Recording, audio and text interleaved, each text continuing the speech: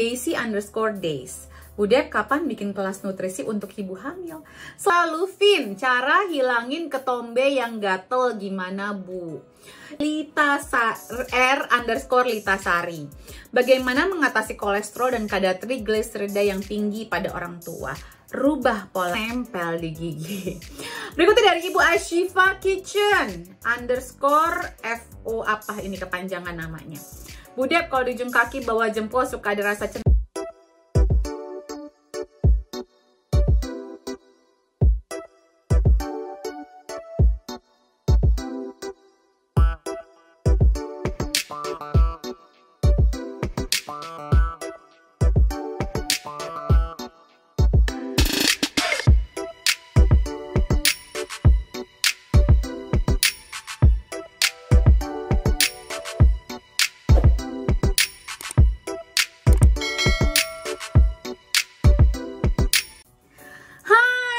lagi bersama saya, Debbie Jean-Marie, your favorite naturopathic practitioner. Apa kabar?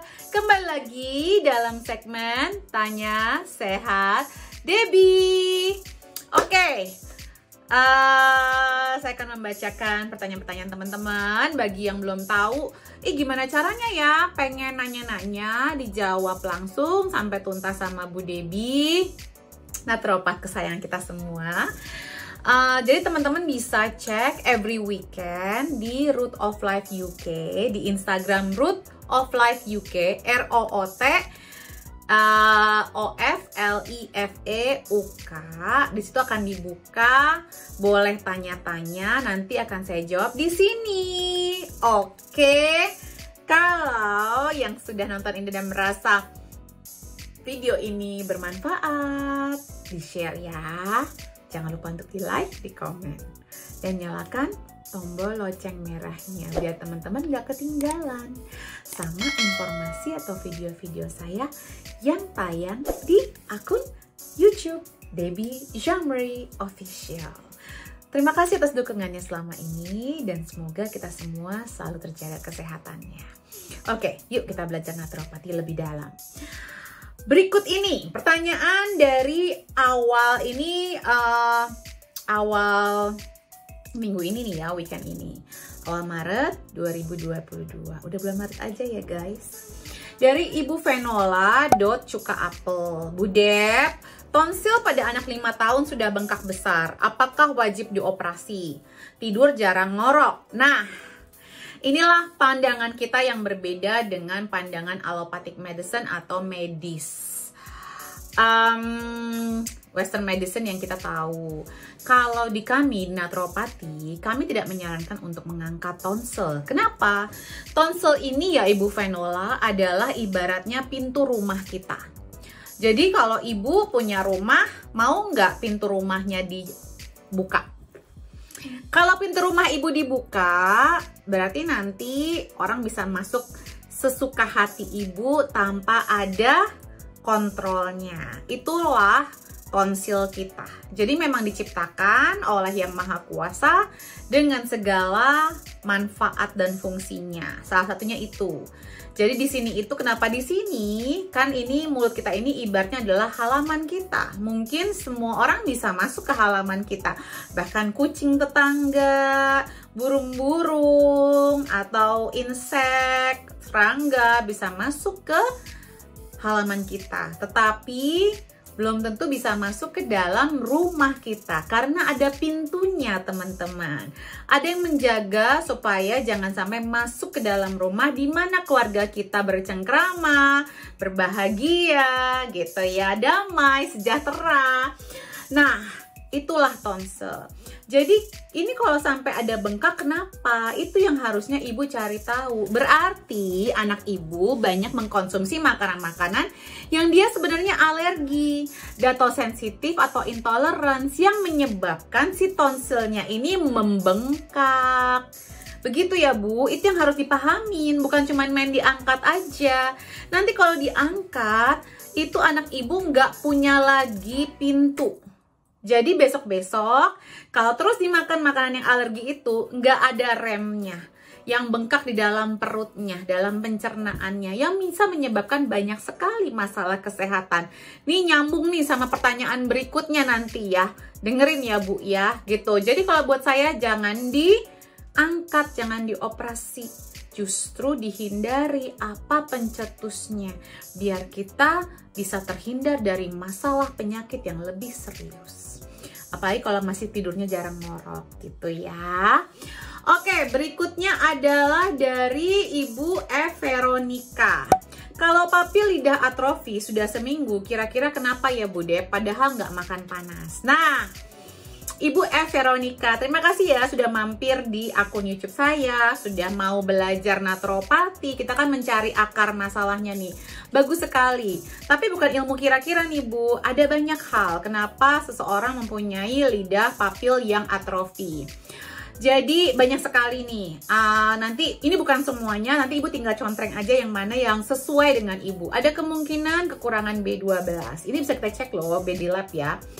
Bisa karena anemia yang kronis, jadi bisa Ibu cek iron sama ferritin level Ibu. Karena memang orang Indonesia atau bahkan orang di dunia banyak yang anemia, tapi tidak terdiagnosa. Terus abis itu kemungkinan juga ada kandidiasis. Ibu suka minum manis, makan yang manis-manis nggak? Minum yang manis-manis nggak? Ini bisa menyebabkan jamur, bisa menyebabkan tingkat bakteri tidak baiknya lebih tinggi dibandingkan bakteri baiknya. Terus juga ada kemungkinan kekurangan B kompleks ya. Vitamin B kompleks itu ada B1, B2, B3, B5, B7, B6, B12. Nah, nanti kan juga ada dalam YouTube saya ini ada segmen kumpas tuntas suplemen ya, dipelajarin juga nanti ya. Terus juga karena mungkin ada kemungkinan sering mengkonsumsi antibiotik jangka panjang yang menyebabkan kandidiasis atau menyebabkan tingkat bakteri buruknya lebih tinggi dibandingkan bakteri baiknya. Berikut juga kemungkinan juga ada kemungkinan diabetes, udah pernah dicek belum kadar gula darahnya, HbA1c-nya. Kemungkinan juga bisa penyakit celiak. Nah, ini suatu penyakit yang belum ada tesnya di Indonesia, tapi saya yakin sudah banyak yang kena, cuman belum pada sadar karena nggak ada tesnya dan masih banyak nggak dianggap atau masih belum dipahami penyakit ini. Tapi kalau di Eropa ini sudah penyakit yang serius ya. Penyakit celiak ini adalah penyakit di mana tubuh manusia tidak bisa lagi menerima sedikit aja gluten. Jadi sangat segitu sensitifnya, bisa masuk ke ruang gawat darurat. Sedikit aja bisa nyawa taruhannya. Masalahnya bisa banyak ya kalau dari gluten ini sebenarnya. Makanya saya menganjurkan untuk eman-eman sih makan glutennya kalau bisa dihindari. Kenapa enggak ya? Sorry ya, lipstick saya lipstick organik, jadi kadang-kadang suka menempel di gigi. Berikutnya dari Ibu Ashifa Kitchen _FO apa ini kepanjangan namanya. Bu Dep, kalau di ujung kaki bawah jempol suka ada rasa cenut-cenut dikarenakan apa? Bisa banyak Bu, mungkin Ibu habis pakai sepatu hak, jadi terhambat aliran darahnya ke situ. Saya juga lagi begitu, tapi cenut-cenut mungkin yaitu peredaran darah sih ya. Kalau itu mungkin normal. Saya minggu lalu habis pakai sepatu hak tinggi yang terus berlama-lama gitu ya, cukup lama. Nah itu setelah dipijat pun aku masih agak rasa-rasa. Kalau aku mungkin kayak baal ya. Nah itu sering-sering aja olahragain, dimassage, skin brushing gitu, itu bisa membantu lagi. Mungkin juga kekurangan B kompleks bisa jadi ya Bu. Terus Ibu R_Litasari.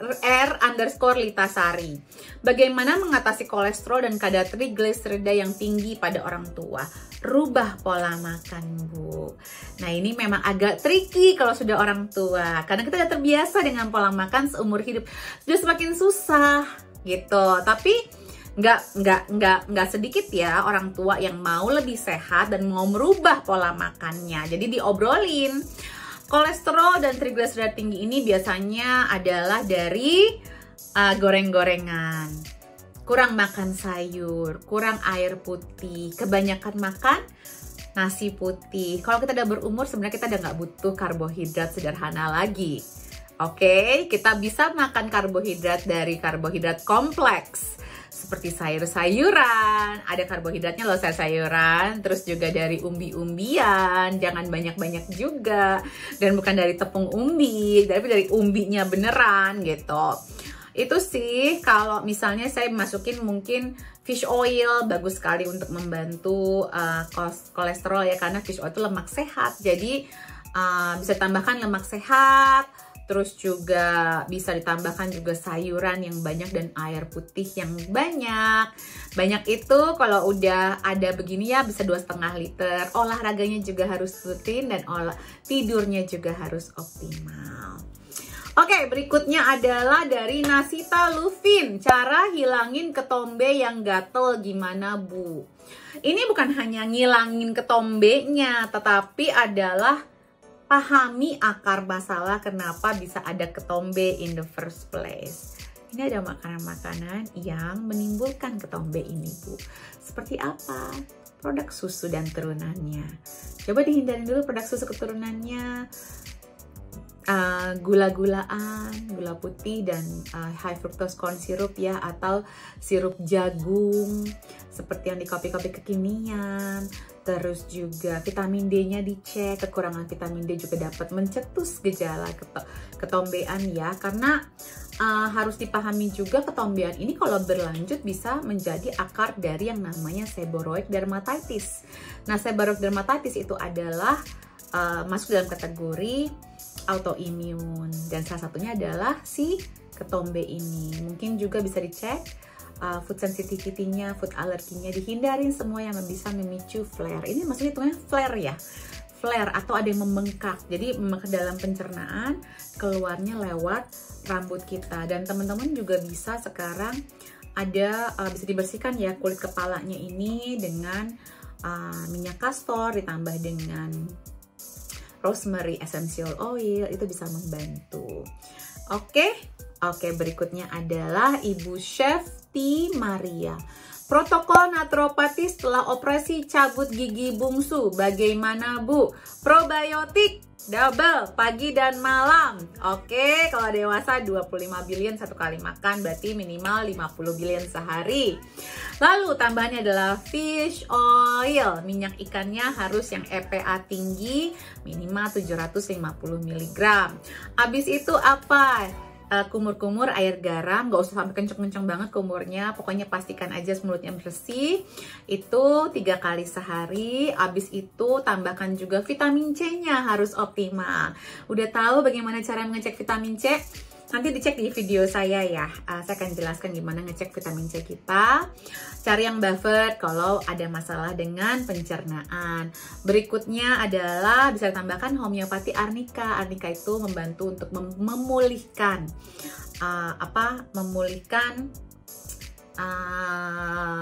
sel, perbaikan sel.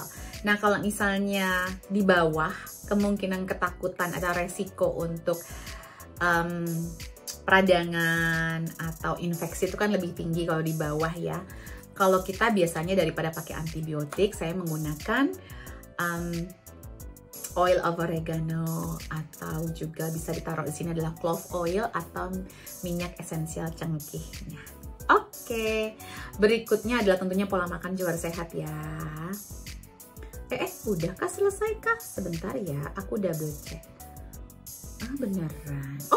Satu lagi, Bu Deb dari Ibu Daisy _days. Bu Deb, kapan bikin kelas nutrisi untuk ibu hamil? Selalu Bu ada, Bu. Cek bulan ini atau bulan depan ada Sekolah Ibu Sehat Alami yang selalu ada program persiapan untuk kehamilan sampai melahirkan. Dicek di Root of Life UK ya, Bu, daftarnya, jadwalnya. Oke, kalau begitu sudah selesai pertanyaan-pertanyaan minggu ini. Semoga bermanfaat. Stay happy, stay healthy, stay blessed, dan tentunya stay educated. Kita selalu harus memberikan belajar, selalu mengedukasi diri kita sendiri. Dan ini memicu saya juga untuk terus belajar untuk lebih baik lagi, dan semoga bermanfaat video-video saya. Dukung terus Root of Life UK dan Debbie Jean-Marie, your favorite naturopathic practitioner. Jangan lupa untuk di-subscribe, di-komen, di-share video-video saya, dan di-like. Terima kasih teman-teman. Salam sehat selalu. Bye.